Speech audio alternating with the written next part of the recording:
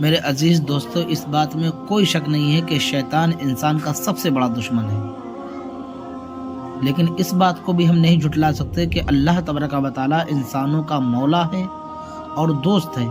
یا انسان اپنے مولا کے دربار میں حاضری دینا چاہتا ہے، یعنی اللہ تبارک و تعالیٰ کی عبادت و بندگی کرنا چاہتا ہے، لیکن شیطان اس کا دشمن ہے تو اس کا راستہ روکتا ہے۔ یا شیطان نہیں چاہتا ہے کہ بندہ اپنے اللہ تعالیٰ کی عبادت و بندگی کرے تو پھر وہ اس کا راستہ روکتا ہے، یعنی اس کو عبادت کرنے سے روک لیتا ہے۔ عقل مند انسان اپنے مولا کو پکارتا ہے اور عرض کرتا ہے اعوذ باللہ من الشیطان الرجیم، میں اللہ تعالیٰ کی پناہ چاہتا ہوں دھتکارے ہوئے شیطان سے۔ اے اللہ تعالیٰ، اے میرے پروردگار عالم، تو مجھے دشمن سے بچا کر اپنے دربار میں حاضری کا شرف عظیم عطا فرما۔ تو پھر اللہ تبارک و تعالیٰ اپنے بندوں کی مدد بھی فرماتا ہے اور اپنی بارگاہ میں حاضری کا شرف بھی عطا فرماتا ہے۔ جب انسان کے سامنے بے شمار دینی اور دنیاوی آفتیں آتی ہیں اور انسان کو دفع کرنے کی طاقت نہیں ہوتی، یعنی انسان ان کو نہیں ختم کر سکتا کیونکہ انسان کمزور ہے، اور اللہ کی مدد کے بغیر انسان اپنی ایک سانس بھی نہیں لے سکتا۔ جیسا کہ انسان کا سب سے بڑا دشمن شیطان ہے، کیونکہ وہ نظر بھی نہیں آتا اور بڑی سے بڑی فوج سے پکڑ میں بھی نہیں آتا۔ انسان کا سب سے بڑا دشمن شیطان ہوا، اس لیے انسان کو اس کے شر سے بچنے کے لیے سب سے بڑی بارگاہ، یعنی سب سے عظیم طاقت و قوت اللہ تعالیٰ کی طرف رجوع کرتا ہے اور اس کی پناہ طلب کرتا ہے، اور اللہ تبارک و تعالیٰ بھی پھر اس بندے کی مدد فرماتا ہے، اس کی حفاظت بھی فرماتا ہے۔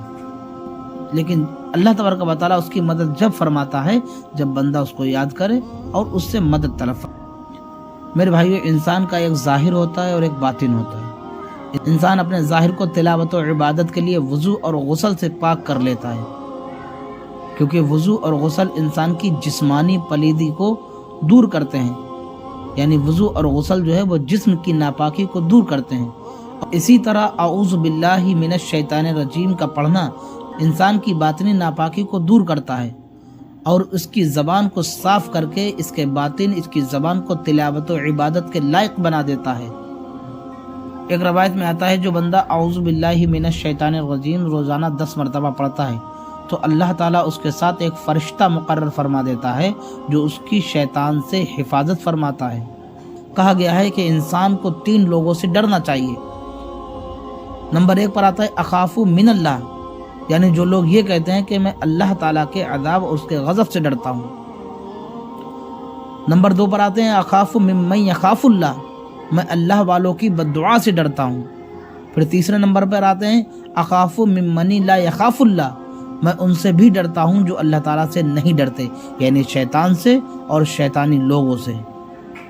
حضرت امام حسن رضی اللہ تعالیٰ عنہ فرماتے ہیں جو بندہ سچے دل سے اعوذ باللہ من الشیطان الرجیم پڑھتا ہے اور اللہ تبارک و تعالیٰ کی پناہ لیتا ہے تو اللہ رب العزت اس انسان اور ایک شیطان کے بیچ 300 پردے حائل فرما دیتا ہے، یعنی انسان اور شیطان کے بیچ میں 300 پردے ڈال دیتا ہے، جن میں ہر ایک پردے کی موٹائی زمین و آسمان کی دوری کے برابر ہے۔